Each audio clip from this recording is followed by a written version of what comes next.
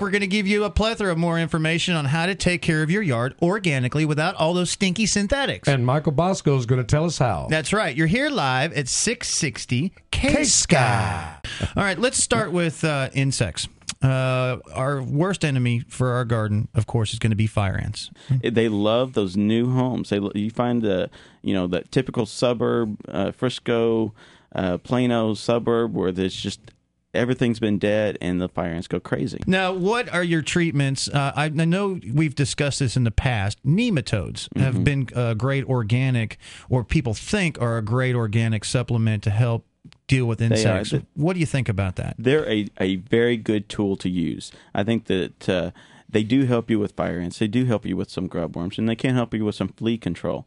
But when you really specifically are going after fire ants, we like to use, there's a couple of organic baits out there. There's some good organic materials that we can drench on the mounds and control them.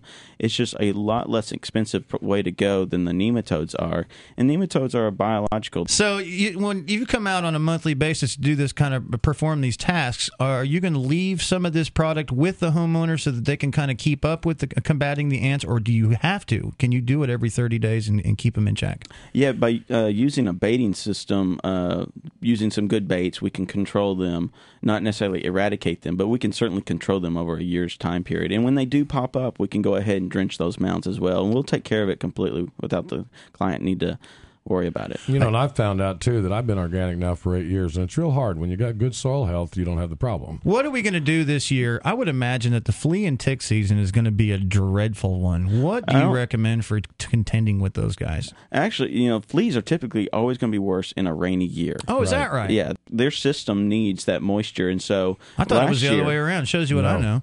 Now ticks will be bad, and chiggers are going to be worse when you have it. Yeah, they're a mite, and anytime, be it red spider mites or chiggers or any mite, they're going to do better in a drier condition.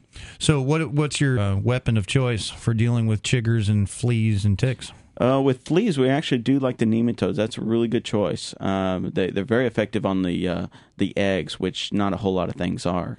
And then when you get to chiggers, actually sulfur applications, but actually chiggers thrive in a very dry condition, and so if you can get that whole, again, keep replicating, but get that biological system going, you're going to have that moisture in the soil, you're going to have less of a chigger problem.